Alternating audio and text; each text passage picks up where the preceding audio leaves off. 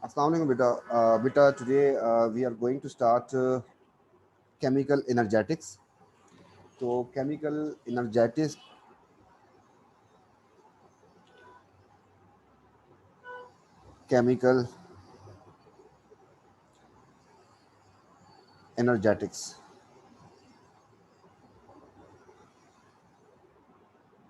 ये चैप्टर बेटा हमने ओ लेवल्स में पढ़ा था under heading energy from chemicals, जिसमें एंडो और एक्सो रिएक्शंस होते थे।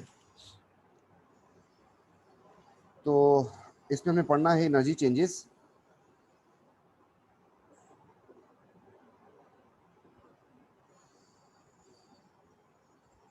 During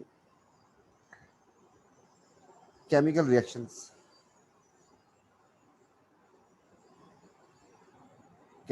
reactions. जो टॉपिक इसमें कवर करने हैं हमने, इट्स इम्पॉर्टेंट वन। इसमें से मोस्ट प्रोबेबली चांसेस हैं क्वेश्चंस आने के। इसमें जो एनर्जेटिक्स में हमें जो काम करना है, दैट इज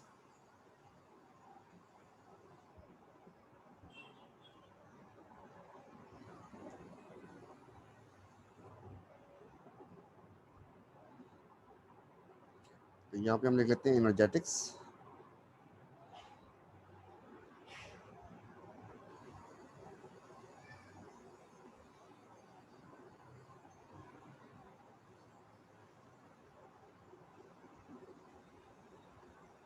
तो इसमें हमें पहली चीज़ जो है दैट इज डेफिनेशंस करनी है, and these definitions are very important. तो आयोनाइजेशन एनर्जी के बाद जो डेफिनेशन हमारे पास या टॉपिक जो हमारे पास आ रहा है वो इसकी डेफिनेशंस हैं, they are very important. Second जो काम हमें इसमें करना है that is energy profile diagram.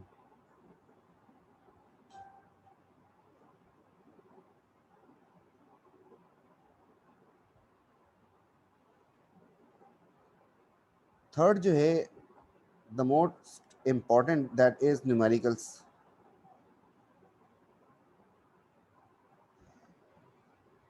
मतलब आपको इंथैल्पी चेंज निकालनी होगी। तो डेफिनेशन के ऊपर ही बेस्ड है न्यूमेरिकल्स। तो इसलिए न्यूमेरिकल्स करने के लिए जो हमारे पास वेज हैं, दे आर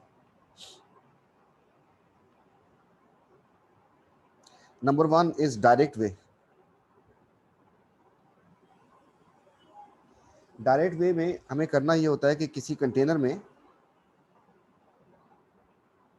एक पर्टिकुलर कोई सब्सटेंस ले लेते हैं, मतलब वाटर ले लेते हैं यहाँ पर, और जिस चीज़ की इंथैल्पी निकालनी है उसको नीचे रख के,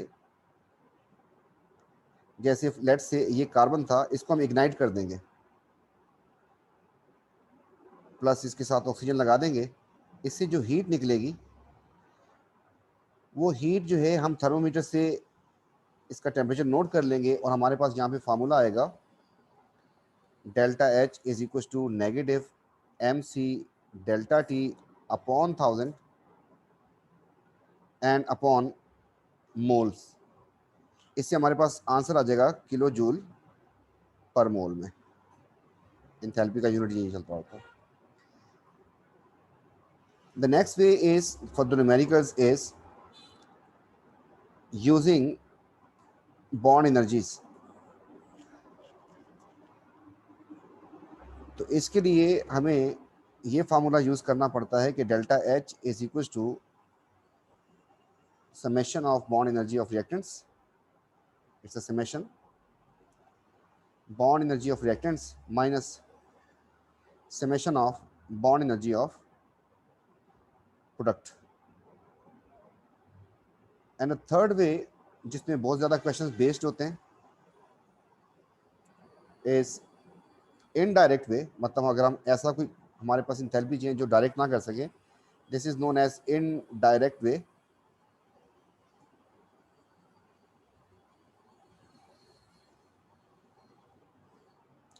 and this way is known as well known as Hess's law.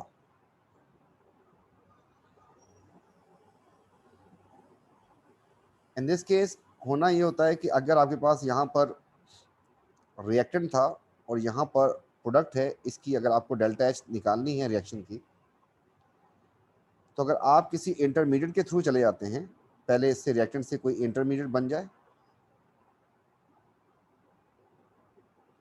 और उससे प्रोडक्ट बन जाए, तो अगर इसकी डेल्टा H1 तो इसकी डेल्टा H2, तो हम इससे निकाल सकते हैं आउट ऑफ दीज 3 वैल्यूज एक गिवन होती है और एक अननोन होती है, बाकी गिवन होती है, तो उसे हम ये सॉल्व कर सकते हैं।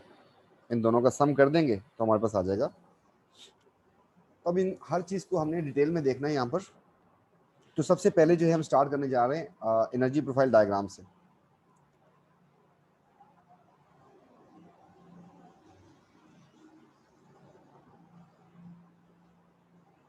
एनर्जी प्रोफाइल डायग्राम्स,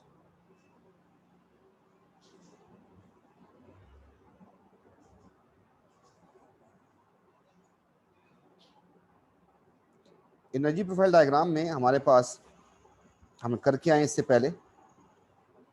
तो फर्स्ट चीज़ ये है कि आपको इस एक्सिस पे पता होना चाहिए क्या चीज़ है और इस एक्सिस पे पता होना चाहिए क्या चीज़ है। तो हमारे पास वाई एक्सिस पे एनर्जी होती है और एक्स एक्सिस पे पाथवे ऑफ रिएक्शन या फिर टाइम होता है। इस बेस पे हमारे पास दो टाइप के ग्राफ आते थे। एक होता था, ये बात भी आपको यहाँ पे बोल के चले जाते हैं कि there are two types of reactions, one is known as endothermic, the other is known as a exothermic. तो आपका कोई सिस्टम है, सिस्टम आप नहीं समझेंगे तो हम रिएक्शंस लिख देते हैं। रिएक्शन, अगर आपका कोई रिएक्शन हो रहा है, if it needs energy, it needs energy, तो it means it is absorbed, positive sign देंगे। ऐसे रिएक्शन को हम कहते हैं एंडोथर्मिक। और अगर रिएक्शन से एनर्जी रिलीज हो रही हो,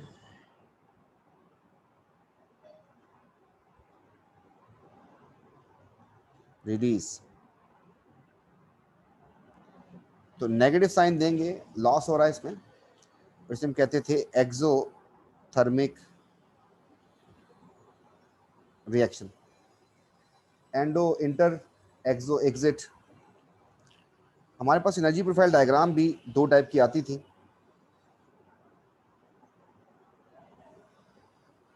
तो यहाँ पर हमारे हो जाएगी एनर्जी, जबकि यहाँ पर हो जाएगा टाइम, और इसी को हम यहाँ से कॉपी कर लेते हैं और यहाँ पे पेस्ट कर देते हैं। किसी भी रिएक्शन में स्टार्ट में रिएक्टेंट होता है, तो यहाँ पे पता चला कि reactant is converted to product and delta H is negative. तो इसका मतलब ये हुआ कि आपका रिएक्टेंट जो है वो ज़्यादा एनर्जी पे था और अब वो कम एनर्जी पे आ गया। और बीच में हम लगा लेते थे एक पैराबोला। तो यहाँ पे हम लिखते हैं रिएक्टेंट और यहाँ पे लिख देते हैं प्रोडक्ट। इस तरीके से अगर हमारे पास रिएक्टेंट एंड प्रोडक्ट का जो कन्वर्जन है, if it is endothermic, energy absorb, तो उस वक्त हमारा रिएक्टेंट जो है वो नीचे होगा,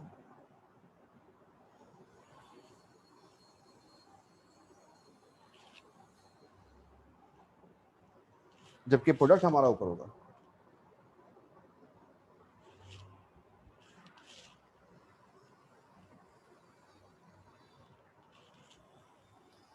तो प्रोडक्ट जो है हमारा वो ऊपर होगा, और इनको आपस में कनेक्ट करते हैं तो हमारे पास ये हिसाब बन जाएगा। इसमें दो चीज़ें जो है हमसे मार्क करवाया करता था, यहाँ पे अगेन रिएक्टेंट एंड प्रोडक्ट हो गया। एक तो डेल्टा एच कहाँ से कहाँ तक होता है, तो डेल्टा एच रिएक्टेंट और प्रोडक्ट का डिफरेंस होता है। मतलब ये रिएक्टेंट था आपका, यहाँ से यहाँ तक का डिफरेंस जो है इसको हम कहते हैं डेल्टा एच, रिएक्टेंट और प्रोडक्ट का डिफरेंस। तो दिस इज डेल्टा एच। याद रखिएगा जब आप नीचे आ रहे हो तो इसकी वैल्यू नेगेटिव होती है, और कभी भी कोई एक्सोथर्मिक रिएक्शन होगा तो उसका एरो आपको नीचे ही बनाना होता है। इस तरीके से अगर यहाँ से हम मार्क करते हैं इसको, तो रिएक्टेंट से प्रोडक्ट तक का जो डिफरेंस है, now it is upward and now it will be delta H positive. फिर इसमें दूसरी चीज जो मार्क करनी थी that is activation energy. Activation energy कहां से होती है? रिएक्टेंट से लेके टॉप ऑफ द पीक तक, मतलब यहां से लेके यहां तक जो है इसे हम कहते हैं एक्टिवेशन एनर्जी।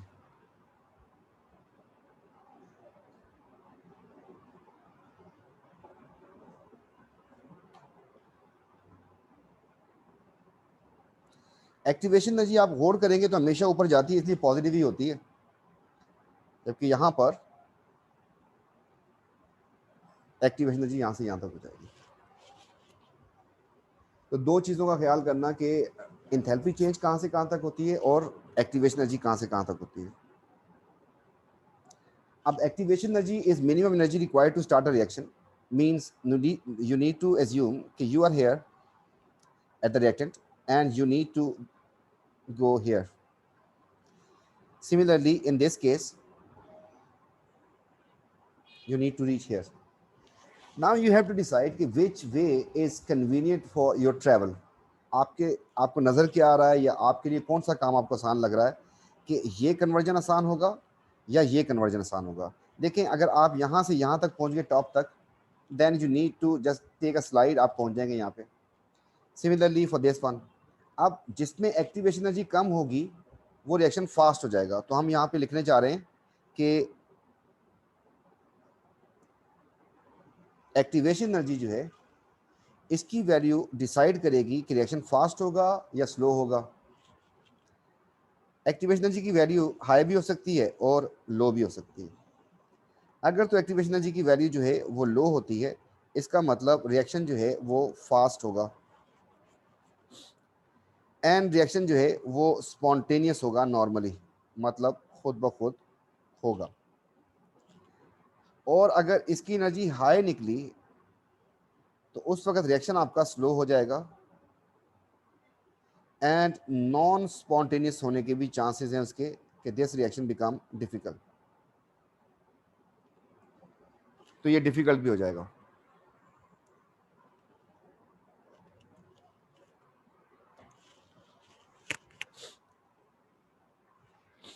तो इस केस में अगर हम देखें तो इसको मार्क कर दें हम कि ये हमारे पास कर्व ए है और ये कर्व बी है। तो curve a will be fast, reaction a वाला जो है वो फास्ट होगा, बी वाला स्लो होगा। आगे प्रोसीड करते हैं इसी को। तो पहला क्वेश्चन तो ये है कि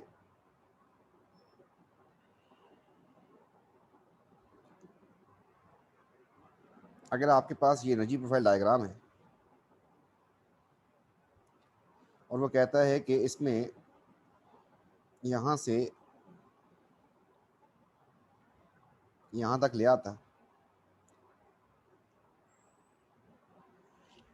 और इस तरीके से छोड़ देते हैं, ये रिएक्टेंट है, ये प्रोडक्ट है, इस एक्सिस पे एनर्जी है और वो यहाँ पे कुछ इस तरीके से मार्किंग करता है कि एक पॉइंट यहाँ पे, एक पॉइंट यहाँ पे और एक पॉइंट यहाँ पर देता है और फिर आपसे कुछ क्वेश्चंस करता है। इस एनर्जी डिफरेंस को वो मार्क कर देता है ए और इसको मार्क कर देता है बी। नंबर वन क्वेश्चन कि डेल्टा एच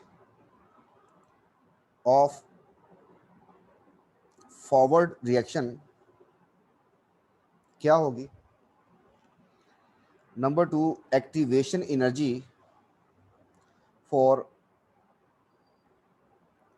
फॉरवर्ड रिएक्शन क्या होगी। Similarly delta H of reverse reaction क्या होगी and activation energy for reverse reaction क्या होगी। इस बेस पे अगर हम फॉरवर्ड को देखें तो you have to assume you are here and you need to reach here. आपको इस तरफ जाना है, this is your direction forward में। And similarly for the backward आपके पास जो डायरेक्शन हो जाएगी उसमें आपको सोचना होगा ऐसा उल्टा कि आपको इधर जाना है। तो पहले हम फॉरवर्ड को लिखते हैं, फॉरवर्ड में क्या क्या है।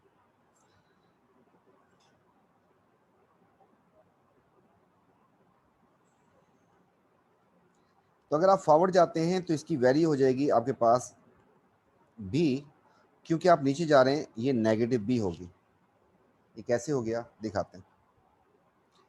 जब आप फॉरवर्ड जा रहे हैं तो actually you are moving from this position to this position and your difference is this much. Number one you are going down and the energy equals to इसके जो बराबर आ रही है दैट इज बी। तो बी आ गया यहाँ पर, और नेगेटिव साइन इसलिए क्योंकि आप नीचे जा रहे हैं। पहली बात तो डेल्टा एच हो गई हमारे पास। Activation energy is a barrier which you need to cross and that is you need to assume कि आप यहाँ पे हैं, आपके लिए कौन सा पहाड़ है जो आपको क्रॉस करना है, the mountain the hill you need to climb. तो this is your activation energy will be a, and activation energy fortunately is always positive. How A?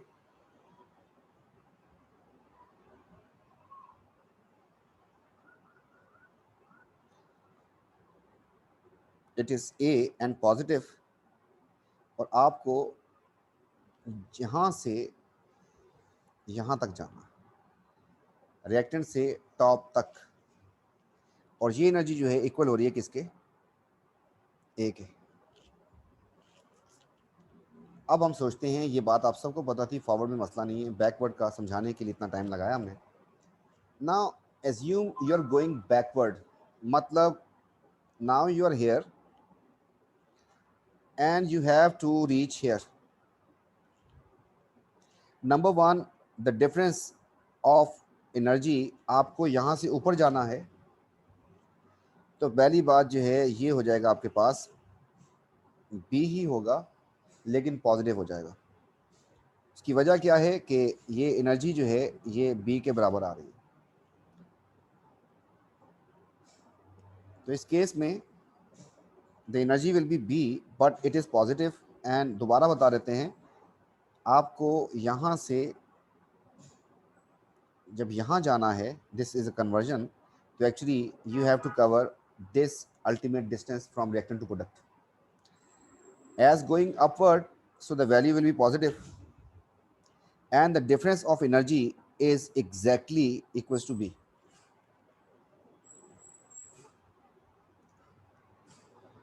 Activation energy for the forward reaction will become positive a plus b. How? Now actually you are here and you have to cover this distance, आपको ये distance cover करना है, ये पहाड़ है आपका, and ये energy जो है इक्वल हो रही है आपके पास इन दोनों के सम के बराबर। This energy is equal to a और बी दोनों मिला के ये पूरा डिस्टेंस बन रहा है आपके पास पूरा, इसलिए ए एंड बी दोनों हो गए। तो पहला काम तो आपसे पूछा जाता है रिवर्स क्या, और जो है हमने फॉरवर्ड के साथ रिवर्स भी आपको बताया ताकि ये काम ज़रा क्लियर हो जाए। Now the next thing is if the reaction proceed in multiple steps, तो multi step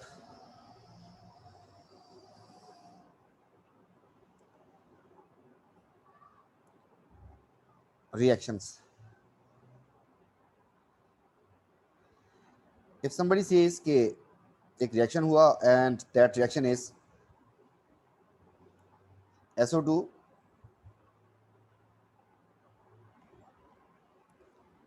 plus half O2 gives you SO3, and he says कि delta H for this reaction is negative. तो what kind of curve you are expecting here? तो हम कहेंगे simple सा काम है, कुछ मुश्किल नहीं है इसमें। हमने लिखा यहाँ पर एनर्जी को, क्योंकि ये रिएक्शन एक्सोथर्मिक है, तो हमने एक लाइन लगा दी यहाँ पर और एक लगा दी यहाँ पर और इनको आपस में कनेक्ट कर दिया, ये कुछ ऐसा हो गया हमारे पास। यहाँ पे मैं लिखूंगा कि SO2 है एंड हाफ O2 है, जबकि यहाँ पर लिख दूंगा SO3 है, कोई मसला ही नहीं है, ऐसे ही लिखते आ रहे थे। अब वो कहता है कि रिएक्शन जो है 2 स्टेप में प्रोसीड करता है, रिएक्शन स्टेप 1 एंड स्टेप 2 में, और इसको कैटलाइज करवाता है ये कैटलिस्ट। तो स्टेप 1 और स्टेप 2, कैटलिस्ट की पहचान ये होती है कि वो पहले स्टेप में यूज़ होता है और लास्ट स्टेप में रीजनरेट हो जाता है, रिप्रोड्यूस हो जाता है। तो ही has given you this equation कि this is actually converted into SO3 and meanwhile इससे बन गया NO because one of the oxygen has been provided to sulphur dioxide. तो ये सल्फर डाइऑक्साइड बन गया और ये खुद ये बन गया। एंड द नेक्स्ट स्टेप, ये जो NO बना था ये हाफ ऑक्सीजन के साथ जो उसका सेकंड रिएक्टेंट था उसके साथ मिलके ये बना देता। अगर मैं इस रिएक्शन को ऐड कर दूं तो आपको पता है कि ये इसके साथ ये कट जाए, कैंसिल आउट हो जाएगा, और सिमिलरली इसके साथ ये कैंसिल आउट हो जाएगा। तो आपके पास रिएक्टेंट्स में क्या आ जाएगा, वही जो है आपके पास, एंड प्रोडक्ट्स में क्या आ जाएगा आपके पास, वही जो है। और जो चीज़ आपके पास पहले स्टेप में यूज़ हो जाए और लास्ट में प्रोड्यूस हो जाए उसको एरो के ऊपर लिखा जाता है कैटलिस्ट। तो हम वापस आते हैं, क्लियर करते हैं इसको। ये वैसे ही आपको बताया था कैटलिस्ट का फर्क। अब वो आपसे कहता है कि दिस पार्ट इज, ये जो रिएक्शन हुआ this is let's say endothermic, while the second part of this reaction is exothermic. तो ही सेज के show the effect of catalyst. हम क्या कैटलिस्ट के लिए करते थे, ऐसे कर देते थे, लेकिन यहाँ पे ये पता चला कैटलिस्ट ने इसको एक स्टेप में नहीं 2 स्टेप में करवाया। तो पहला स्टेप जो था आपके पास दैट वाज एंडोथर्मिक, तो आप यहाँ तक आ जाएंगे, ये आपके पास देखें गौर से, दिस पार्ट इज एंडोथर्मिक, और मैं इसके ऊपर जो है इसको मार्क कर सकता हूँ कि ये स्टेप 1 हो गया आपका। While the second part he says कि नेगेटिव है, एक्सोथर्मिक है, तो आपका सेकंड स्टेप जो है यहीं से स्टार्ट हो रहा है और आप जो है यहाँ पर आ जाएंगे, तो ये ऐसा हो जाएगा। नंबर 1, आपकी एक्टिवेशन एनर्जी कम हो गई है। नंबर 2, आपके पास मल्टी स्टेप रिएक्शन बन चुका है, तो आपकी ये कर्व जो है यहाँ से हट जाएगी और आपके पास कुछ इतनी प्यारी कर्व आ जाएगी, and this is part 2, second reaction. अगर आप ब्लू वाले पार्ट को देखें तो इट लुक्स एक्सोथर्मिक, अगर आप ग्रीन वाले पार्ट को देखें तो दिस इज एंडोथर्मिक, एंड अगर आप ओवरऑल देखें तो दिस इज नेगेटिव, क्योंकि रिएक्टेंट ऊपर है और प्रोडक्ट नीचे। तो मल्टी स्टेप रिएक्शन में हमें ये करना होता है और इस पर कुछ काम करना है, तो इस पर बात कर लेते हैं थोड़ी सी।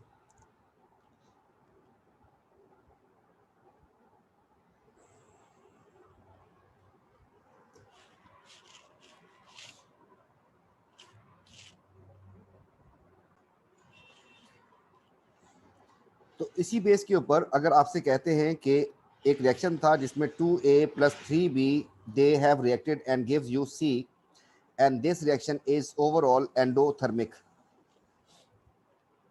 He says step 1 and step 2 are 2A + B is giving you an intermediate M या X, and then X जो है वो रिएक्शन करता है 2B के साथ और बन जाता है C, and for this he says कि this is exothermic and this is endothermic. तो he says कि suggest a curve for this। तो हम यहाँ पे आए, सबसे पहले आपको ओवरऑल देख लेना, ओवरऑल क्या है। तो ओवरऑल रिएक्शन जो है दैट इज दिस वन।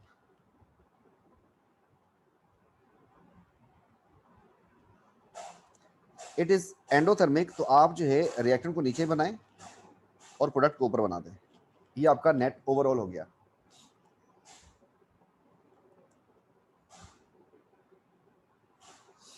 इसके बाद सेकंड पार्ट में आपको पहला स्टेप इसका बनाना है एक्सोथर्मिक।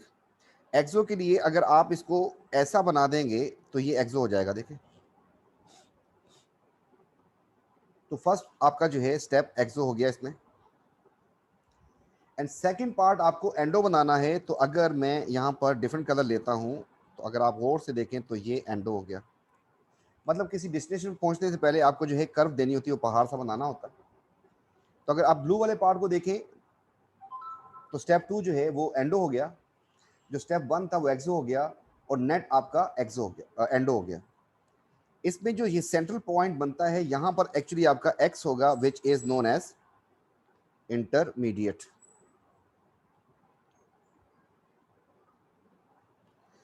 इस तरीके से अगर वो आपसे कहता है एक और, जरा जल्दी जल्दी करते हैं, अब आपसे कहता है कि जो नेट रिएक्शन है वो ये है कि 2x plus 2y is equal to z and delta h is equal to negative. Then is से स्टेप 1 2x प्लस y मिलते हैं, उससे बन जाता है m। एंड सेकेंड स्टेप में एक y और एक m मिलके बना देते हैं z। This is exo and this is also exo. तो इसकी एनर्जी प्रोफाइल डायग्राम कैसी होगी, देखें ये बात आप समझ लें कि यहाँ पर आपके पास यही इक्वेशन बनेगी जनरलाइज। ठीक है, 12 यहाँ पर हमने स्केच किया, इसको एनर्जी लिख दी यहाँ पर। अब नेट देखें, नेट जो है हमारे पास वो क्या है, नेट हमारे पास एक्सो है, इसलिए आप सबसे पहले जो है इसमें एक्सो लगा देंगे। एक्सो के लिए आपने साइन लगाया यहाँ पर, इसको इधर बना देते हैं, इसको इधर बना देते हैं, तो ये एक्सो हो गया। Then first step is also exo. तो फर्स्ट स्टेप जो है हमने यहाँ से एक्सो बना दिया ये। And second step is also exo, तो ये सेकेंड स्टेप भी हमारा एक्सो हो गया, एंड नेट भी एक्सो हो गया। तो this is step 1, this is step 2, और यहाँ पर आपके पास आएगा इंटरमीडिएट एम इस जगह पे जो बीच में बनता।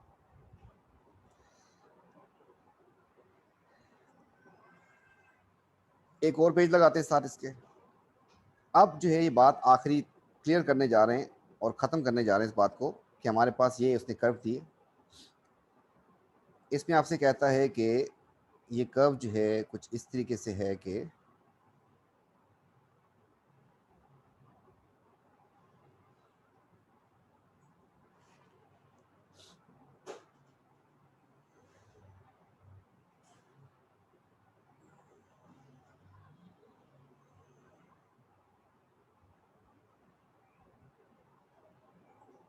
जी ये स्टेप 1 है और ये स्टेप 2 है।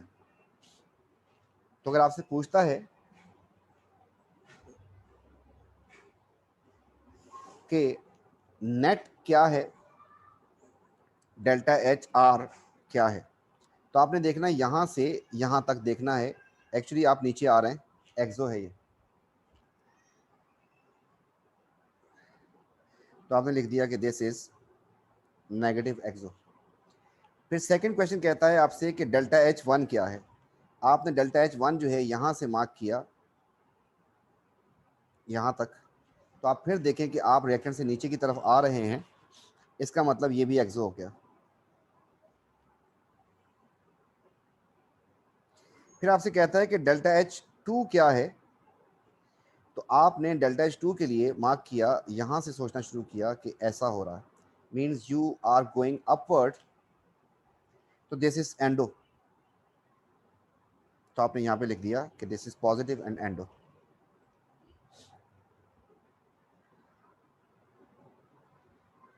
अब लास्ट एग्जाम्पल,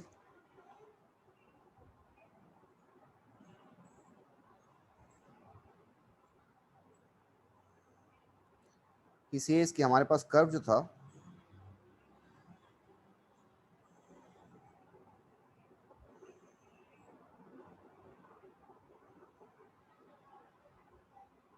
थोड़ा सा ज़रा ग्रुप बड़ा कर देते हैं, ये है आपके पास, और यहाँ पर वो कुछ मार्किंग करके दे रहा है आपको। इस डिस्टेंस को उसने मार्क किया और 3-4 पोर्शन में डिवाइड कर देता है। आपको पता है वाई एक्सिस पे एनर्जी है, तो पहला जो है वो मार्क करता है यहाँ पर, फिर सेकंड जो मार्क है वो आ जाता है यहाँ पर, और थर्ड मार्क आपके सामने है। सॉरी, यहाँ पर भी आएगा एक मार्क।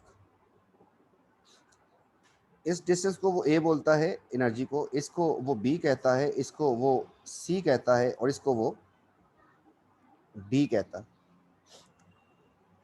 तो आपके पास क्वेश्चन नंबर 1 ये है कि डेल्टा एच आर किसके बराबर है, डेल्टा एच 1 किसके बराबर है, एंड डेल्टा एच 2 किसके बराबर है।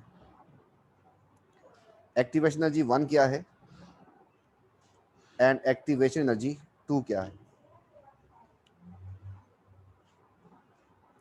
तो डेल्टा एच आर, अब इसको देखते हैं। आप जो है यहाँ से एक्चुअली यहाँ पर जा रहे हैं, तो ये आपके रिएक्टेंट और इसका डिस्टेंस हो गया, और ये इसके बराबर हो रहा है, इसलिए इसका आंसर आ जाएगा डी। तो हमने यहाँ पे लिख दिया इसको आंसर डी है, और नेगेटिव क्योंकि नीचे आ रहे हैं।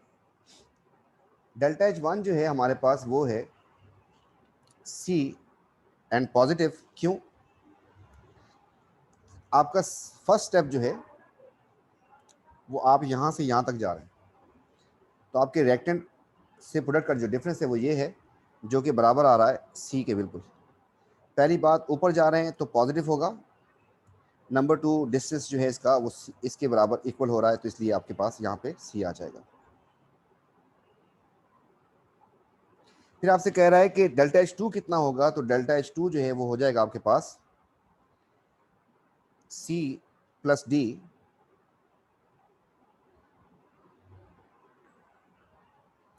और नेगेटिव होगा। क्यों?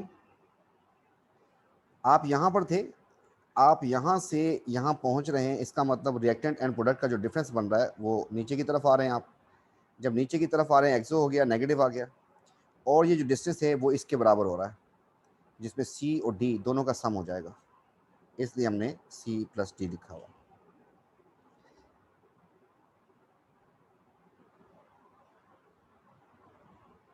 इसके बाद जो है एक्टिवेशन एनर्जी 1 की बात कर रहा है, तो 1 में आपके पास बन जाएगी a plus b plus c, and होती ही पॉजिटिव है। हाउ? आप यहाँ से यहाँ तक गए, एक्टिवेशन एनर्जी इसी को कहते हैं। ऊपर जा रहे हैं तो पॉजिटिव आ जाएगी वैल्यू, और ये डिस्टेंस जो है किस किस के बराबर हो रहा है आपके सामने है कि ए प्लस बी प्लस सी के बराबर हो रहा है, इसलिए हमने यहाँ पे ये लिख दिया। इस तरीके से एक्टिवेशन एनर्जी 2 जो है that is equal to positive तो होगी, and that is equal to B only. इसकी वजह, सेकंड स्टेप जो है आपका यहाँ से स्टार्ट हो रहा है और आप यहाँ तक जा रहे हैं। पहली बात, ऊपर जा रहे हैं तो पॉजिटिव आएगा। दूसरी बात, ये डिस्टेंस जो है इक्वल हो गया बी के, तो इसलिए यहाँ पे हमने बी लिख दिया। तो इस तरीके से एनर्जी प्रोफाइल डायग्राम के क्वेश्चन हम करते हैं। इंशाल्लाह फिर नेक्स्ट क्लास में हम कंटिन्यू करेंगे इसको, और इसके और सब टॉपिक के साथ, आइदर डेफिनेशन के साथ या फिर क्वेश्चन के साथ। थैंक यू, टेक केयर, अल्लाह हाफिज़।